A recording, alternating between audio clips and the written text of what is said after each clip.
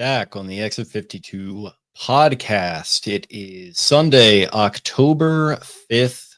My name is Jake Louque, and the only good thing I can say about today is that I'm seeing the face and hearing the voice of one gentle Spen Crenshaw, finally back in the fold. How we doing today, pal? I'm doing all right. Had a sore throat for like a month and a half. This isn't an acoustic environment. Had the sniffles, which have been driving me nuts. I'm just using Afrin and all that fun stuff. But yeah, tough day. Ravens, tough stretch here. Tough season so far. And yeah, I'm sure people are burning trash cans and getting red in the face, and rightfully so. The Ravens have pooped their pants officially. The first real true poop pantsing, duty in the drawers. I don't even know, man. The last one I can think of is against the Texans like a decade ago. You know what I was reminded of? Kansas City a decade ago when I think Charkandrick West. It was the mustard pants game. Mustard pants. That's a good one. Yep. Charkandrick West just ran all over them. I think I left that game in like middle of the third quarter. That was one of the all-time ass beatings at M&T Bank Stadium. This one definitely, if that's not above that, it's right up there. Especially at that stadium for sure. So Ravens obviously get full throttled. What was it? 44 to 10, 41 to 10. What is the score even? I have the box score. I'm not looking at the score. 44 to 10. There we go. Yeah, I mean, again, a little different than last week in Kansas City, but, you know, the Ravens drove a little bit. Cooper Rush, big third down conversion to DeAndre Hopkins, had a couple third down conversions, get down in the red zone after a nice Texans opening drive. And then from there, just abomination, damnation, 7 Army Nation should not be played during that. And it was a lot of Asians. I mean, they could have had the Haitian bobsled team out there instead of a football team today. So the Ravens just got utterly shellacked. Yeah, I mean, you were hoping to see a gritty performance like when the COVID game happened in Pittsburgh and Trace McSorley throws a late touchdown to get it close, but wasn't that way. It was abject failure. And the Ravens offensive line got beat to shit. The defensive front just doesn't really have anyone. I saw a comment in here before the show from Michael Collard. He said, just FYI, DeCosta's draft tenure, defensive line-wise, Matabike, Broderick Washington, Dalen Mack, Travis Jones, and Peebles. Like, how is that enough? Because you damn sure don't go get anyone in free agency. And that is, again, what we talked about before the season started. Hey, what happens if Matabike gets hurt? And here we are, hopeful for the best for him in his life. But it's not enough. You lose Michael Pierce. And they just, overall, I would say this, in the depth of the team, they are slender. Like, it is a little team. Ruben Lowry is a little guy.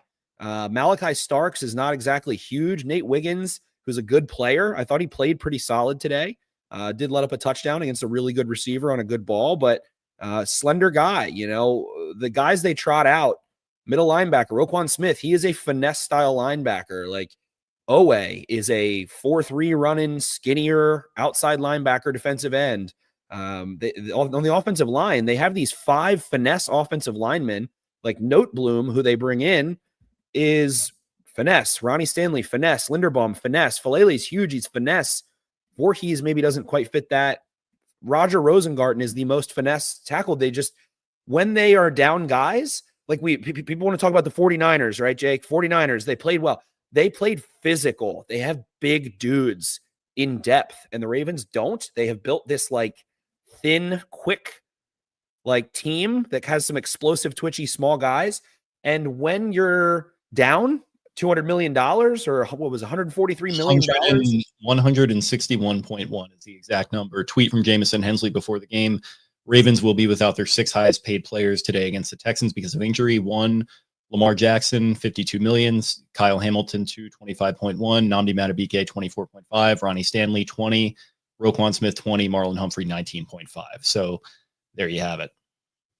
Yeah. So, you know, when those guys are out, you need to be able to win with aggression. Like, that is how the downtrodden backups win, is when they're physical and maybe bigger players and you can kind of push the line of scrimmage. the Ravens offensive line, and I thought Notebloom might be a good signing, a player with experience, a good swing tackle. He, to me, looked obliterated, absolutely overwhelmed. Falele had probably his worst game as a Raven, I would say. He looked awful.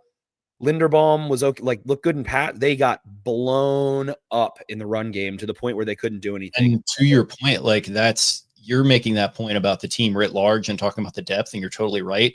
That's also how you built your offensive line. But your idea is, oh, well, we're going to have Derrick Henry and we're going to get downhill and we're going to smash people with him. And it worked a bit last season, but like going back to last season, going into that season, that was like part of my concern is like, why would you sign Derrick Henry with kind of an unsettled offensive line like this? Obviously they gelled pretty well throughout the year, but it didn't look perfect at first. And now maybe the cracks are starting to show a little bit. Health is certainly part of that, but it just feels incongruent philosophically. It does. And complimentary football, the last couple of weeks when you did have Lamar, things like that. Obviously I've been gone the last couple of weeks, but complimentary football was not something that was being played. It's two disjointed units, an offense that seeks explosives with a defense that can't stop the run. So that's the Dallas Cowboys. Like that's what their struggles have been since Dan Quinn left, and haven't been able to stop people. And then they go seek these, big pass drives and can score quickly and things like that. You get into these shootouts. And when you can't stop the run, teams are getting into 4th and short, 3rd and short. The Texans were able to convert a lot again today. The Ravens had a couple, valiant efforts this side or the other, but to break today down, to me, the biggest takeaway from what I saw on the field, and I tweeted it earlier this week, you have to spam something when you're down that many guys. You have to spam man blitzes or zone blitzes or something like that is aggressive so that you can push the other team out of their comfort zone. And I'm going to say like you can rip on Zach Orr, sure. I'm ripping on Harbaugh. Again, he is a defensive guy, no matter what anyone wants to say about the special teams. He's been a defensive guy his whole life. He played DB. He was a defensive backs coach in Philly. Like he's been a defensive coach at 5 different programs, including in Philly. He is a defensive leaning head coach, and they are playing soft zone coverage, still terrified of getting beaten over top. That is the theme of this season. Why is the defense struggling? They're playing too high. They're not, I've said it 5 fucking times this year already. They're not rolling coverage. They're not simming pressure enough. They're not doing the things out of too high structure that are tough for opposing quarterbacks. So instead, you're giving quick throws underneath. What happened today? We watched the Texans throw 5 yards, sit down in zone, soft shit, and shit to the flats over and over. It let CJ Stroud get in a rhythm, and they are scared. They're scared, but I don't understand. This is what I don't understand being scared, because they haven't let up deep balls. They haven't let up a bomb for a 70-yard touchdown, and you're getting the shit beat out of you. So stop being scared of the deep ball. It would have been better to me today to see Wink Martindale style defense even, which I don't want, but go run cover 0 and say fuck it and see if you can get your defense off the field and cause havoc and get in the face. You don't have the talent. You got to set them up to play with tenacity, and they're just not doing that. It seems like they trust the talent that just isn't even there right now and wasn't even really there, frankly, to start the season. You talked about the defensive line and sort of the negligent behavior by DaCosta not to supplement it and throwing everything that's at the secondary, and we're going to be lean and mean and like all that great. All that is great if you're able to be volatile and take the ball away and get some pressure, but they cannot pressure the quarterback either, even with some of the investments that he has made at outside linebacker. And I don't know, I was thinking about it a little bit. I heard Brian Baldinger say something that I thought it seems obvious, but I don't know. I just found it to be pretty prescient that turnovers start with pressure. Why have the Ravens not been able to get turnovers in these big spots? Like, when's the last time they're bringing it forward and getting pressure consistently? I can't even remember. Last year, they're second in the league in sacks. So I thought they were able to do it. I mean, Van Noy has 10 sacks. Owe has 10 sacks. Matabike is like 8.5 sacks. I thought they were able to do so last year a bit. They were able to get some pressure. They did play a softer schedule in the second half. They were able to deal with the Steelers very easily, consistently pressure them, things like that. This year, I just don't know. I think it starts with John Harbaugh to me, and he looks tired and old and exhausted, and he looks like late stage Seattle Pete Carroll. Like, he's old. Yeah. He's not as old as Pete Carroll, but just because like it's not age, it is not the age, it is him. He appears old and quiet, and the tenacity is not there. They have built this slender, fast team that, like, I guess mimics Lamar Jackson. Is that what it is? Like, I don't know. So some people, there was a comment here, team and front office need to be called out for thinking they were smarter. They didn't invest in the value positions like edge and O-line and favor positions like safety, linebacker, and running back. I don't find that to be true. I mean, Ronnie Stanley, like, they signed to a deal. They've paid corners. They've paid their quarterback. Like, those are the valuable positions. They outside linebackers, sure. They haven't like made the only opportunity they could have had is probably like Michael Parsons or something like that, trading a couple first round picks. And again, I'm glad they didn't do that. In retrospect, I'm glad they did not do that, because I don't know, as good as Mike is, I'm not sure if he's fixing some of the issues they have right now. I don't know. I mean, the league is weird right now. We're at a weird, it feels like we're in witching hour of the NFL overall. Who's the best? Like, I don't know. Maybe the Bills are the best team. The Eagles blow a lead today. I don't know who the hell the best team in the NFL is. I don't know who the clear class of the NFL is. I don't know what's going on. It's a year of parity, but I don't find that to be true. However, they've been getting littler guys. It's this like finesse style of football. The offensive line is this unit that it felt like maybe the philosophy was, oh, Lamar Jackson is so fleet of foot and he's such a playmaker and he extends the play so much. We don't want big mauling guys. We want guys that can move with him and guys that can rumble downfield. We get Linderbaum and it's Stanley and these guys that are Rosengarten's a little more fleet of foot. That's ass backwards. Put mean motherfuckers in front of him that set the line of scrimmage and demand respect. And it's backwards to me. Who is a finisher on the Ravens offensive line? Like, the only finisher on their offense, like put somebody's ass in the dirt, is Pat Ricard, who of course has not played this season. That is the only tone setting, mean spirited, like blocker that there is. There's no tenacity on that side of the ball. Defensively, like last year, I thought that they did have tenacity. They're a good run defense at least, but you lose Pierce. And that was the one flaw we said, like, you lose Pierce, you didn't do anything. You drafted Peebles. You signed John Jenkins of, fucking journeyman to replace Pierce. You didn't make that group better. So in addition, you're just playing this soft coverage all the time. So teams are able to throw the ball underneath, negate pass rush. They don't need to run the ball quite as much. Now that everybody's hurt, they're able to, but it's just, I think that is the flaw.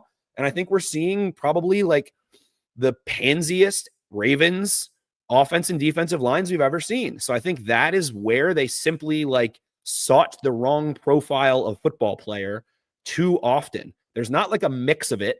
Travis Jones is kind of a nasty guy. He has been double teamed into a fucking oblivion. And frankly has not been the player that I was hopeful. I think a lot of people were hopeful he would become at this point. But I mean, look at the Bills, man. They got nasty guys for Josh Allen, who's a mobile quarterback that extends plays. And that physical tone setting front has propelled the Bills forward to sustain success. Have they won a Super Bowl? No. Have they gone to a Super Bowl? No. So those things are terrible. I don't know. Like, Zach Orr is the product of Harbaugh, is the decision that Harbaugh made, all of those things. I don't really comprehend blaming Zach Orr. It is Harbaugh to me. We have a comment here, 3MFMP. I can't get over how bad Zach Orr is. To me, it's just Harbaugh. It was his selection. It's his defense. Their defense is a 25-year Madison, Ryan. They used to talk to Lou Anarumo, and there's all these stories. What was the other DC's name? Mike Ryan? Who was his name, Jake? Oh, Mike Nolan. Mike Nolan. All these guys, they have this like storied defensive scheme that has gone for years and years. Harbaugh is the keeper of it. It is not Zach Orr. Zach Orr is a little part of it, but to me, it is a failure of Harbaugh at the end of the day. The defense's failures are not Zach Orr's failures. And I think that's why Harbaugh's like, what is firing Zach Orr going to do? Like, he is an item in the line of it. And I think Mike McDonald was, a unique piece that modernized what it was. But to me, like, Todd Monken, this is the way I want to put it. Todd Monken has recipes from Greg Roman for the run game that they kept. Is it a different offense? Sure. Do they have different pass concepts? Yes. But the run game, the option run game, they just kept that part. So Harbaugh is, to me, unable to translate what Wink most recently and McDonald put into the Ravens' little defensive DNA into this defense. And that is the failure of this team. That is why they are behind the 8 ball, in addition to probably a couple untimely fumbles in week 1 and week 3 in their own territory in the fourth quarter of games. So I get it. And I think that's why he's like hesitant to blame Zach, or he's like, I hired this younger guy. Go watch fucking Hard Knocks. I've already said it. Go watch Hard Knocks from last year in the middle of the season. Harbaugh's in every single defensive meeting. He is a Ravens defense. He is failing. The Ravens defense is failing because of John Harbaugh. That is why they're failing. And there's a couple more things to go into and rant about, but to me, that is the failure. So how do you fix it? They frankly don't think they have the horses up front to fix it. They're not going to be a good run defense unless they acquire a dominant run defender, a dominant 3-tech to replace Matabike, which is getting you probably back to what you were, which is a defense that can get some stops and give Lamar Jackson, if he wants to come back after the bye. I mean, Jesus Christ, if they're 1-5, sure, there's this magical run they could go on. I've just learned from being a fan of teams, my fan side says, don't expect magic. I have a lot of friends that are texting me like, well, the Ravens have gone 9-2 before with Lamar, so, it could have. Yeah, sure, it could. I'm not going to count on that. I'm not going to count on them making the most unprecedented run in, the last decade to go make the playoffs. That would be magical. I'm not going to stand here and expect magic. And it might ultimately work out in the long term. Sad as it is to say, and as much as the season would suck if they were to kind of fold a quarter of the way through, halfway through, whenever you ultimately really truly throw in the towel. But man, it just feels like a little bit of complacency. I think there's going to be a lot of comparisons between 2015 and this team. And I think not just because of how bad they are, but I was thinking about it as we were watching this shellacking take place. And it felt like 2014, really solid team, well coached, pretty talented, could have won a Super Bowl. They lose in the divisional round. Feels pretty similar to 2024 to me. And then it kind of feels like that offseason in 15. And then this one, it was just like, yeah, you know what? That was pretty solid. Let's build, let's try and build upon that in a little bit more of a conservative way. You also had a quarterback on a big contract that somewhat limits what you can do with free agency. And they kind of just, I wouldn't say rested on their laurels, but they felt comfortable with their program. And that makes me definitely put some of the blame, or at least or even a good chunk of the blame of this season in particular, on Eric DeCosta. I see some people, a certain former, or I guess still current radio host in this town who has an axe to grind with Eric DeCosta, really trying to gin that up. Like, I definitely do blame him a good bit for this season with the way that the trenches were not invested in. In the long term, I can't get down with that. I definitely would like to see Eric DeCosta stay around for at least another couple of years. Because guess what? They've been talented enough. It hasn't always been the situation. They were good enough to win the Super Bowl in 19. They were good enough to win the Super Bowl in 23. I think they were good enough last year. I think the coaching is a problem when you're talking about the ceiling of the team. I think you mentioned John kind of being old and tired and tuckered out a little bit, maybe. And that's where I'd look to change. And then foundationally, I'm good with keeping DeCosta around for a little bit, but I do think some things need to change. I think we talk about the hubris with which he approached building kind of this smaller team up, and then kind of just some of the weird things with devaluing the interior of the offensive line. Like, I feel like that's going to have to change. We're going to need a shake up there. Ronnie Stanley's not getting much younger. Man, there's just a lot of holes to plug in this boat right now. It's not going to happen this season, I don't think. I'd be shocked if they went on some magical run and made the playoffs. And if they did, they'd probably have to win their division. So you better be tracking the Steelers pretty closely here, because I think that wild card is going to be a mess. A lot of good teams in a traffic jam there. It's going to be tough to catch up to them. But overall, that's kind of a long, not really well said rant by me. Just the fact that I think this thing is unfortunately going nowhere fast. I think you want to really start to lay out your plans right now. And I don't know. I'm starting to look around the league at some of these other younger coaches. It could be offensive, but I'd love to hang on to Todd Monken. Could also be defensive. I saw Brett Coleman throw out Jesse Minter. I was talking about that as recently as a couple of weeks ago. I think Brian Flores would be a culture-changing type candidate, a good guy to potentially get a second chance. Just somebody, like you keep saying, to bring energy in here and kind of reset the culture and just bring some fire into these guys. And I'm not just talking about this week because, yeah, the injuries were insane this week, but even when they were fully healthy, I talked about after that Lions game that it just feels like they have a 1,000-yard stare, and like it has to change. And I don't think John is the guy to pull them back from that brink at this point. No, I don't think so. I do find it a little ironic that everyone gets so mad like when the Harbaughs hire their own guys, and like Minter is literally He's a double Harbaugh special. That's the thing. Like, people are talking about, oh, McDonald, they let him get off the door, and you and I obviously both agree with that. Like, Minter just kind of feels like diet McDonald's. Like, if you want to go get your McDonald, hopefully 2.0, then Minter is the obvious option out there right now. And you watch that Chargers defense, and I think they've looked solid today against Washington. I haven't totally been dialed into that, but they've done some good stuff this year. So many people keep commenting on Lamar Jackson's contracts, like him re-signing or something. Like, by the way, he's under contract through 2027, by the way. I don't know what everyone keeps talking about. Yeah, they're trying to, for people that are saying that, like, they're trying to extend him beyond that. Like, he's still under contract. I'm aware of that. Yeah. He's not going anywhere. I'm talking, yeah, right.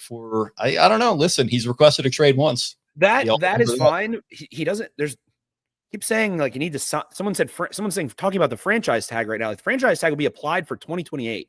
Like, sure, maybe you could request a trade. Sure. And I have, like, I guess we're calling this one therapy session. Like, that's what I tweeted. I guess to peel back what I've been thinking all the way to the highest point from above, this is a franchise that Art Modell built and created a successful environment with a Hall of Fame player front office member in Ozzie Newsome. They got long-term leadership in the form of players. They established a culture. The culture went through some war. They switched from Billick to Harbaugh.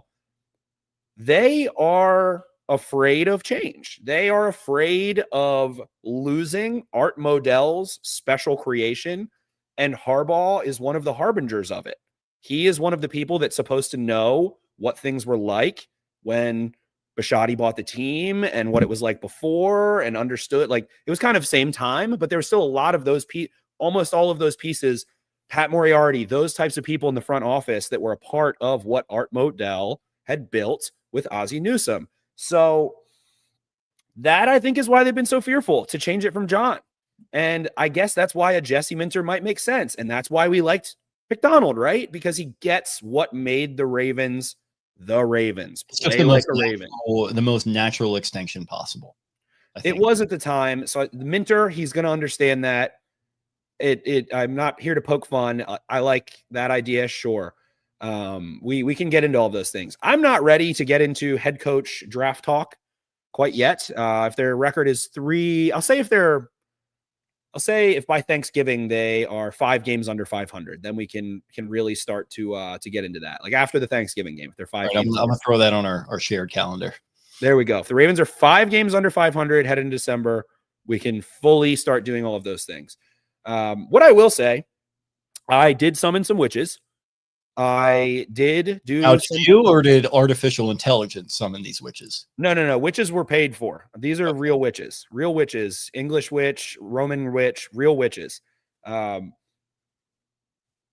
If the Ravens can get some guys healthy, I don't think Lamar's going to play next week, but if you can get Kyle Hamilton and you can get maybe a little Marlin and some Ronnie Stanley, and the Rams have to go from West Coast to East Coast, they might be able to win next week. They might. I can talk myself into that one. I was texting some friends before the game saying, if I were you, I might take Texans minus 16.5, minus 12.5, and minus 9.5, and minus 6.5. I don't know why the spread was 1.5.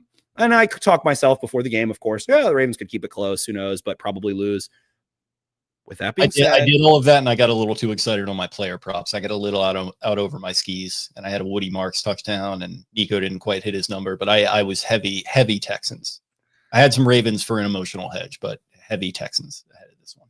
As long as there is delusion, there is hope. We have here from Philip 2212. Yes, certainly.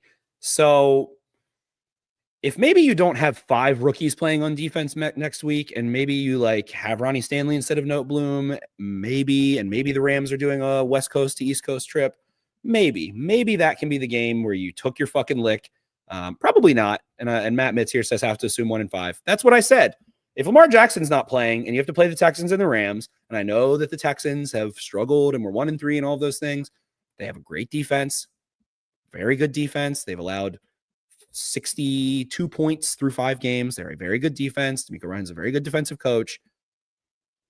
1-5, very likely. The Rams are going to be favorited 4.5, 5.5, maybe 6.5, something like that. I think I was already seeing 4.5, but 1-5 is too It feels like the Bengals. It feels like the Bengals. Burrow didn't miss time last year, but it just feels like, sure, they have a softer schedule in the second half. They could make a run. And no, the Steelers and Ravens aren't sitting in front of you, and you have to play them, like all of those things. Yes, the Ravens do have a softer schedule. Sure, they could be going into Thanksgiving. What do they have? Bears. So let's say they're 1-5. Let's say they do beat the Bears, who are playing some solid football and coming off of a bye week recently. You have Bears. Let's say they win that game. You're 2-5. Dolphins, short week on the road Thursday. They've been fucking horrible. Mike McDaniel probably gets canned this week or next week. 3-5. Vikings, I don't know. Who knows? That's, to me, a little bit of a toss-up on the road. Let's say hypothetically 4-5. Then you get the Browns, the Jets, the Bengals, probably still without Burrow. I assume without Burrow. I mean, sure, you could probably find yourself 6-5, 6-6, 6-7, 5-6, somewhere in there. Certainly. I do think that's the case, most hopefully. We have the comment here, Donald Paul. Who cares about the playoffs? Who are they beating in the playoffs? And I'm maybe the number one person who hates when people say 2012 and 2012 this and that. I mean, there have been many great teams in recent years. I think of even the Eagles last year. It was only 2-2, but there was mutiny. Who? Okay. There was mutiny last year, like with the Eagles. They had a tough start. People were saying to fire Sirianni there, all of those things. Like it ain't over. Thanksgiving, if they are, like I said, if they're like 4 or 5 games under 500 after Thanksgiving, that's toast. If they're 3 or 2, there is very much delusion. There's very much hope. So a reset for Lamar, not a horrible thing. A couple funny things I saw on Twitter. Someone was like, Lamar was laughing the whole game. I mean, he just sits there. He's just sitting on the bench. He's not playing, whatever. Who gives a fuck what his facial expression is? I didn't hear the fire Harbaugh chants. I mean, I do think this is Johnny Boy's last year, one way or another. They just came out of the gates unprepared, and that is unacceptable.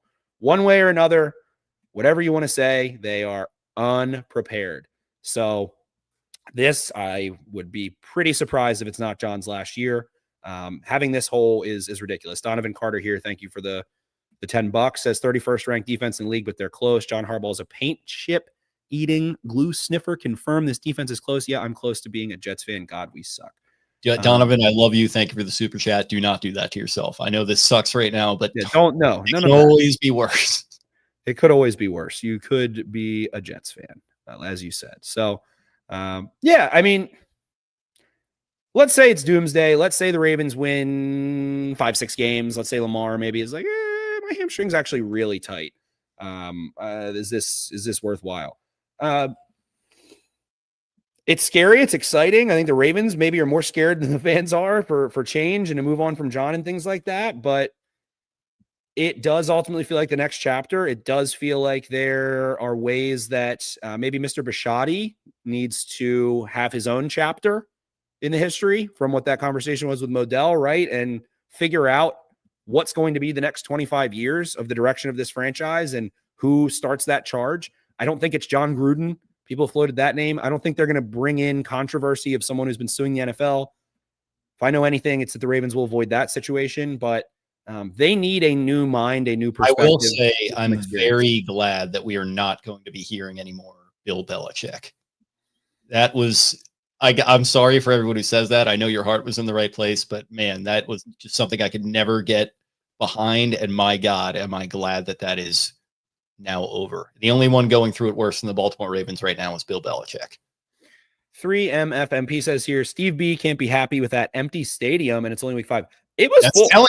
It was. And then he's not going to be happy about people filing out at halftime, which definitely did happen. Yes. At the end of the game, very bad. That is not what they expect there. So Harbaugh signed the extension. Jake, did Billick had just signed an extension before that 5-11 season as well? Yes, I think it was right after 06, maybe. He had multiple years left. There's no cap for coaches, so coaching contracts are not a thing. It's just, hey, do you want to keep you around? Sure, sign this deal. There's no salary cap with coaches. It's whatever. You can get rid of them. Yeah, and I know Kyle Van Noy had some comments like you can't blame injuries. I saw the 49ers win. I mean, I'm blaming injuries at least partially. The fundamentals are bad, but again, to me, just sitting back in soft coverage you got to bring the pain, man. And they're not. And it feels, you can just feel at this point that their fears outweigh their courage as a staff. And the scars are not worth the jog or the run or the bench press or that trip to the gym to get stronger. They are scared of the bad. The defense is scared to get beat over top because they were beat in the first half last year. I just know that they are so scared of Jamar Chase and fucking Tyreek Hill from 3 years ago and of Michael Pittman from 2 years ago and of big play over top. I can just feel it in the way they call plays. And when you can't stop the run, you can't play that way. You simply cannot. So I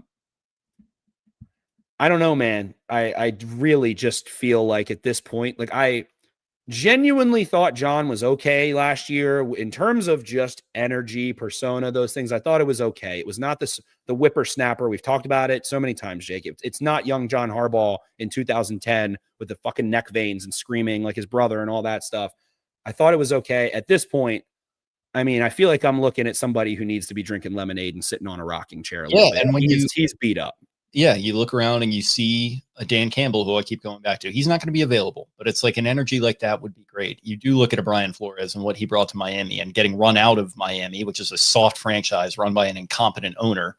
I think about him. I think about, shit, man, look at Robert Saleh and Liam Cohen getting into it, having a little altercation there. Like both of those guys, like Saleh, who knows, I'm not advocating for him as coach necessarily, but there's another guy that tried to bring culture into New York. It didn't work out. We're seeing that with Aaron Glenn right now. Like it happened. Like you're right, man. When you get to a certain age and you've seen enough things, like you can't help but have kind of your past inform the way that you're behaving on game day. And I think you're right. There is certain fear there. And I think it crosses over into the players. Think about Derrick Henry slamming that helmet down after the fumble against Detroit. It just felt like overwhelmed by fear. And then the frustration of not only letting yourself have that happen, but then it affect your play. And he has that big fumble, and man, it's 1,000-yard stare. It just feels like they're all sitting around looking at each other saying, well, when's the other shoe going to drop? And not necessarily today. Today was just a thorough ass beating, but today is just kind of an extension of that. This franchise as a whole feels like that right now. It's not just the players or the coaches. It just feels like there is a rot that has set in from an energy perspective. And again, like last year, Hard Knocks, I just keep pointing back to, like, he was a sick fuck in Hard Knocks still. Like he had, when they went inside those rooms, the workout montage. I know you love that. I did. I loved the workout montage. It felt like he did have the oomph inside of that building still, and the true militant respect or love or admiration of that militant, like, yes, we are knocked down and now it's time to get up. Like the challenge of adversity, it felt like, was there. Doing that 2 years in a row is not a thing. Like it's draining, man. It's draining. How do you pull yourself out again? It's draining as a fan, dude. Like I was thinking about, and like, not even, I said to you and Cole, maybe the other guys, like, this might be okay if they just kind of step on a rake this season and they finish below 500 and you can kind of just hit the reset button. And as a fan, I'm sitting there like, yeah, that'll really suck week to week and that'll feel like a kick in the dick. But like halfway through this game, I kind of had it on the second screen and I was just playing video games and like listening and checking in as the plays were going on. And like to have to do that for however many weeks we have left is going to suck. But like so was scraping together 11 wins and going on the road to Buffalo or Kansas City and just running back the same formula and having it fail and blow up in your face again, then have to hear Nick Wright talk about how Lamar Jackson is James Harden. Like, I don't necessarily like want to have that happen for the rest of his career. So guess what? We had the first phase of his career, and they've even talked about this, where developing him into a true professional quarterback, that worked. Now we've had this second phase, which I think has been successful. He's won another MVP. It's worked out well. Maybe we can enter a third phase here. And for all the people talking about the new contract, sure, like get him to sign to that new contract, commit to a new philosophy, and try to take another run at this thing. So yeah, it would really suck to take a full kick in the dick of just a losing season, but long-term, if they do kind of turn the page here, maybe that would be the best thing for them. The state of the Ravens, we have a comment here from Dante Yates. They have no one for next year. At Madubuike, I really don't think people are conceptualizing what Madubuike was in the grand scheme of this team. And hopefully he's okay. It doesn't sound like he is for playing football, but next year, the players the Ravens have under contract, let's hopefully not the case. I'll knock on wood for the big beaks there. It's Lamar, Roquan Smith, Marlon Humphrey, Kyle Hamilton, Henry, Stanley, Bateman, Roderick Washington, Zay Flowers, Malachi. Then you get into the rookie contracts: Malachi Starks, Nate Wiggins, Justice Hill. I mean, there's no like core offensive line. You've got the rookie guys. I don't know what you really have. Roquan Smith is old. Marlon Humphrey is old. Kyle Hamilton's a great player that just signed an extension. Derrick Henry, not looking fantastic right now. I mean, offensive line, sure, whatever. We can have a whole discussion on that. Stanley is a above average tackle. Then it's a bunch of guys on rookie contract. Like, they don't have a core moving forward. They don't have prime players, basically, other than Lamar Jackson and Kyle Hamilton at this point, moving forward, that are in their second contract or beyond. So, not good. A lot of moves to be made. Yeah, I mean, that's why I did think that trading for a pass rusher, expelling a first round pick, like that made sense to me this year. Like, you're running out of time. I don't know. Like, Ed Oliver maybe ruined the Ravens, like, for good. Like, maybe Ed Oliver broke the Ravens. Like, that truly the domino effect of, and I think one of the Cover One guys tweeted it, but it was, he tweeted a screenshot, I think after the Lions or Chiefs, maybe after the Chiefs game last week, but he's like, if you would have showed a Ravens fan what the state of their team is at this moment, and it was like right before Derrick Henry fumbled and they had a 15-point lead in Buffalo, like, they would have thought you were insane. So from what happened in Buffalo to now, like, Ed Oliver broke the Ravens. Mike Fran says Dion is the Ravens' next head coach. Yeah, and trade for Shador, and he can. That'd be perfect timing. That'd be perfect timing. Yeah, if Lamar's going to leave, you bring in Shador, and he can. You get not only a starting quarterback of the future, but you get a little sideshow act as well. Dwayne Lucas says Dan Lanning to Baltimore. I kind of despise Dan Lanning. I don't know why. Dan Lanning bringing the extracurriculars. Maybe some keys jingling around in his pocket. Yeah, Dan Lanning. We can get into it again. We'll get into it eventually. Easy E, can we stop the experiment with number 77? This is the issue with Falele. He's fine. I talked earlier about the finesse thing, right? They are finesse. If you are finesse, especially as an offensive line, if that is your thing, your persona or your style, you have to be crafty. You have to be able to be crafty mentally on a quarterback draw. Falele does not sell a pass set and get upfield. Like, he takes a step back and then moves forward. It's not like the acting, the craftsmanship, the technique is not there. So sure. Sure. It's overall, the Ravens are in bad spot right now. The worst spot they've been in since probably Flacco tore his ACL. That is the worst spot they've been in, when they had the fucking mustard pants and Jimmy Clausen and all of the Matt Schaub. There you go. It all comes full circle. Jimmy Clausen and Kamar Aiken with the Hail Mary touchdown before the half. It is 1 decade. That was a clean decade, though. What game did Flacco go down? That was the Rams game. He tore his ACL, and then he didn't want to screw up. They won that game, right? He stayed in the game because he didn't want to screw up the time management, is how he put it. They ran one more play to set up the field goal, and then he walked off. It's like, oh, that's okay, we won. And then Jeff Zrebiec, I saw him tweet out, he tweeted just Joe Flacco tore ACL, because he wanted to get it out quicker than anyone else. It was just the shortest way. I was like, well, that checks out, and then logged off Twitter and went to the bar because I was still in college at the time. Unfortunately, I can't do that now. That season went close loss to the Broncos on the road, close loss to the Raiders on the road, close loss to the Bengals at home, beat the Steelers in overtime, lost to the Browns in overtime, 1-4, lost a close game to the 49ers, lost a close game to the Cardinals, beat the Chargers, went into the bye week 2-6. So 1 decade later, 1-5 feels probably very likely. little bit of history repeating itself. The Flacco was healthy going into the bye, Lamar hurt, things like that. But yeah, it's unfortunate. And I know a lot of people have talked about like, oh, the window closed. This sucks. The window closed. When you have an MVP quarterback and the window's open as long as Lamar is still here. So don't kid yourself on that, guys. Like they'll be okay, I think. But maybe it's time to open a new window. Maybe you close this window and then you walk over to the other side of the room. You open a new one. They need to reshape as a franchise into a bigger, more physical specimen on both sides of the football up front. They need to have bigger defensive ends and edges that bull rush. They need to have offensive tackles that are behemoths. They need to have guards that have fucking boogers and tears and blood running down their face. And they don't. And that's the direction they need to go. They have sought this track team around Lamar Jackson. They have been very successful overall. Whether you want to admit it or not, they have been a really fucking good football team this decade. Until this point, they are down bad.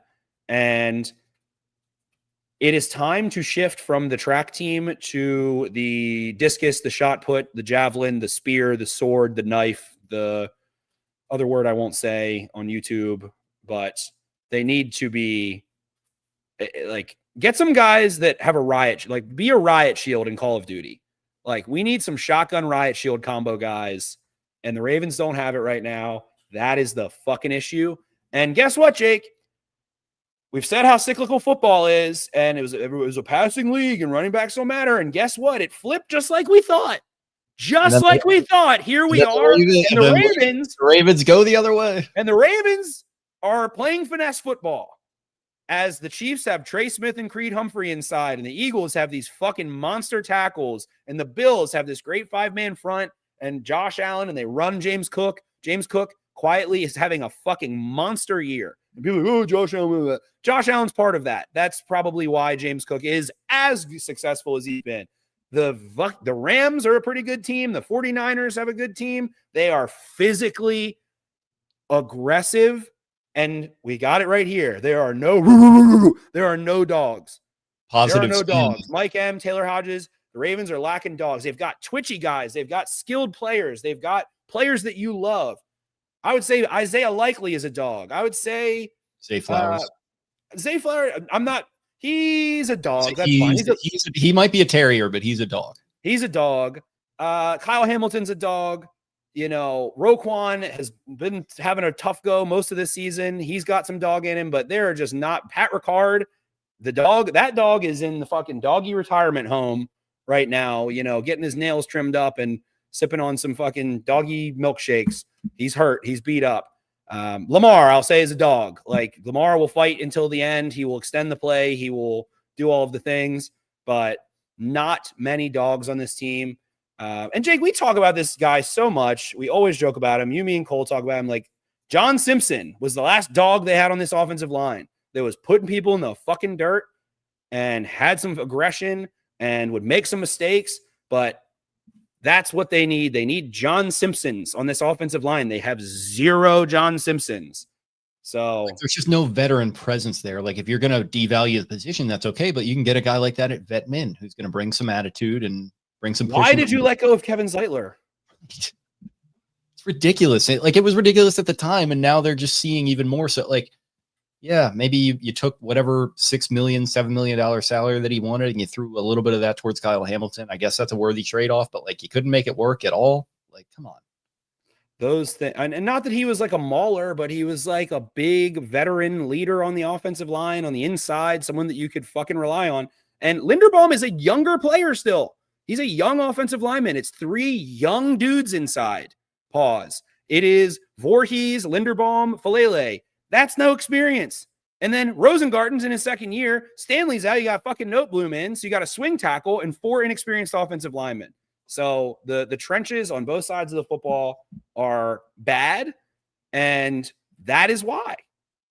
Mekhi Becton was available this offseason for relatively cheap. He's a fucking mauler. Let me see his contract. And maybe the medicals. Oh, my God. That's what they didn't like Kevin Zeitler for. The medicals. Oh, my God. The medicals. Holy shit. It's okay if guys get hurt, man. He signed a 2-year, $20 million deal. Holy shit. Would that have killed you? And then you have and is the cap hit even close to anything like that? Probably not. Yeah, put some void years on it. The second year's more. The cap goes up next year. Why is the run game struggling? Probably because Lamar Jackson's not in there and it wasn't healthy. That's probably why he needs the clean sit out. Like, I'm sure the hammy's bothering him. He got stepped on right before the season. It also wasn't great to begin with, man. Even in the Buffalo game, what were your big running plays? They were all big chunks with Henry. Like, where is the first down and 10? We're going to run it with Henry and get into second down and 5. And then we'll run it again. Then we'll get into our third and money and fourth and money. Like, they don't have that push. And that is really killing them. And it killed them today. Penalties were an issue today too. I don't have them in front of me. I can pull them up right here in the box score. But I think they had like 6 or 7 for 45. I think Keon Martin had 3. Today, I will say one thing about this game. On television and chat too, please, like, was someone offsides on that third down sack that Keon Martin got? It was Martin, they said. He was offsides, and you're like, oh shit, he was offsides. It didn't look like it to me, but apparently they called it that way. I'd have to go back and watch. They showed it on the Jumbotron. I didn't see anyone that looked like they were offsides. Emory Jones. They drafted Emory Jones. He could be a physical player. He's physical. He's a little bit more of that profile, but practicing now. We'll see when his window is fully open up. He's within his 3-week window to join the team officially. And he needs all of that. He had no camp. So he's going to be a rookie offensive lineman who had some technique issues in college that had missed all of camp. So Sticks Jones, Lamar hides the deficiencies. Definitely. Yeah. And I will say, like, Josh Allen definitely boosts his offensive lineup.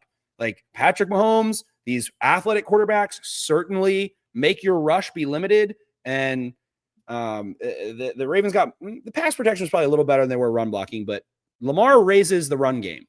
Like, it is no surprise that now with a finesse offensive line and Lamar Jackson out, that Derrick Henry has nowhere to fucking run. That's not surprising. Yeah, it was stark today. I mean, Henry 15 for 33, averaging 2.2. Keaton Mitchell had a few nice ones. He went 3 for 8, 2.7 in his first action of the year. Justice Hill 1 for 3. Nobody's averaging above 3 yards a carry. And it just like it shows, especially with Lamar out, you just don't have that threat of taking the ball, and obviously the read option, I wouldn't even say that's been that successful this year. So I won't even include that, but just kind of that threat of what's he going to do with the ball. I think that definitely opens things up for them. But even with that threat in there, they do not have push in the run game at all this year. And I think that's part of what's killing them. And I talk about time of possession as well. I'm trying to pull that up, but I think as they were nearing halftime, they were down by like 6 minutes. That's something Harbaugh talked about. We want more plays. We want to be able to have a little bit more consistency, a little more tempo on offense, and to control the ball more, not only to not tire our defense out, but to keep our offense within a rhythm. And man, it just feels like they're never out there. Like, it just feels like partially because of the defense. I think the two issues are intertwined. The defense is out there so long, they get gashed. And then it's this Dane Cook vicious cycle. It's this Dane Cook vicious cycle of, the offense, then they go out there and they're behind the 8 ball, and then it's 3 and out, 3 and out, 3 and out city. And then the defense is just like, it's a snake eating itself. It's terrible. Hilarious. Is that called an Aurora Boreas? Is that what that's called? Aurora Borealis. What is the snake eating itself? Snake eating itself name. Aurora Boreas. I nailed that. There we go. Let's fucking go, boys. Yeah, this just came across my desk. Sorry, I didn't mean to pull it up. No, that's incredible. But for our podcast listeners, just a nightmare, just menacing photo of Tony Romo with the most hair dye I've ever seen, mouth open. Yeah, it's 5 points of contact. Tony, he was never the biggest cardio guy in the world, and far be it from me to fact shame. But Tone, let's mix a little cardio in here. Like, I don't think 18 holes, before you suit up to go and to call the game is getting it done anymore. Come on. I think he looks great. Overall, like, be more fuck. Like, this is what I think happened. Also, for the record, I think Kyle Hamilton and Linderbaum were both injured because I think the Ravens tried to have a hitting practice because I think they're soft and I think they know they're soft. So I think they tried to have a hitting practice on either, I can't remember what day, Tuesday or Wednesday. I think that's why Kyle Hamilton missed this game. Yeah, guys were getting hurt in practice this week, him being one of them.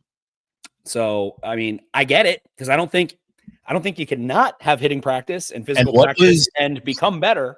What is one thing that with John Harbaugh that is really not talked about much anymore? How often they were getting fined for going over the line or losing draft picks for going over the line in their practices, and how often he would bitch about how it's not like it used to be. We can't practice like we used to anymore. That just might be one thing that he hasn't adjusted to very well because, man, you look at not only this season, but last and then other seasons too, where they just don't come out of the gate firing. And I get and agree with not wanting to play your guys too much in the preseason, but you got to find some way around that. You got to find some way to get your guys ready. And like, it's much easier than I could ever come up with a solution for, but it seems like that's something John has not adapted to in his 18 years now or whatever we're at. Maybe somebody else has an edge to that could bring something new to the program to help freshen that up. Zach says here in the comments, so that means they're soft since they're getting hurt in practice. I'm trying to phrase this correctly in my mind.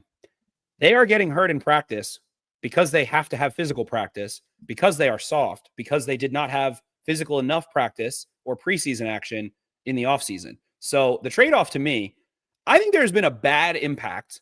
The Ravens and John Harbaugh's strength was September.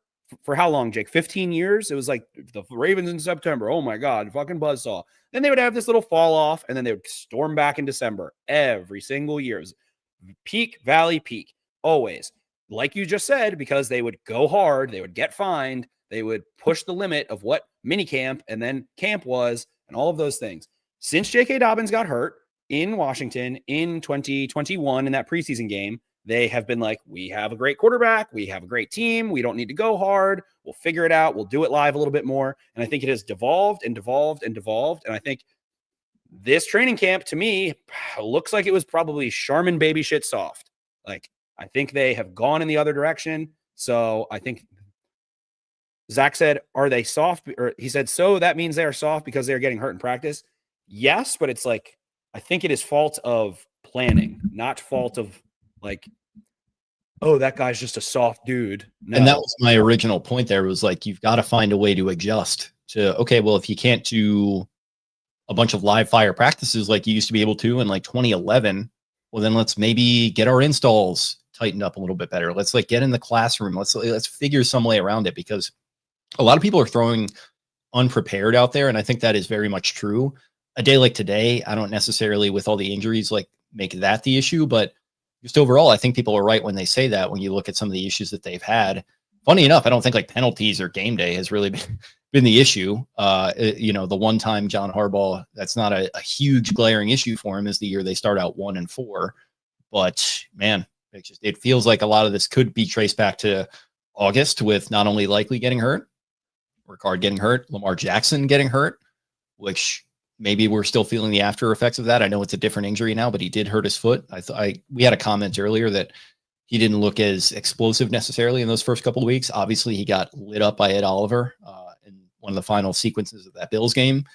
Man, it just feels like they needed to come out of the gates firing against a very difficult schedule, which they are still in the throes of, and they did not do it. And me sowing, me reaping.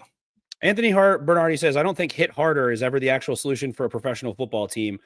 Yes, it is. It is the solution. It is practicing with physicality in training camp. Training camp is the time where you need to callus and you need to impact your soft tissue. Yes, you do need to hit throughout camp. You need to callus your ligaments. Your soft tissue has to be callous. The majority of soft tissue injuries occur in the first month of the football season, and then it starkly drops off after that, because there was either guys, to another comment here that our boy Garnett said, when you can't play confident in your abilities, you usually get hurt. So if you're not calloused, if you're not prepared, if you haven't taken the burden of the physicality, then you're not prepared. Then you start to get banged up. Then you try to play when you're banged up. Then boom, all of a sudden the Ravens have a bunch of hammies and a bunch of soft tissue injuries. None of these have been ligament. None of these have been ACL. I'll knock on wood for the boys, but it's a bunch of soft tissue injuries, because I think they're like, oh, well, we'll win 15 games, 14 games, 13 games, 12 games. So I really just think they just had I think they got lazy. And it's not a 1-to-1, but it's like, even if you're like a really good basketball player, you have like a good stroke, or you're a good tennis player, or you're a good golfer.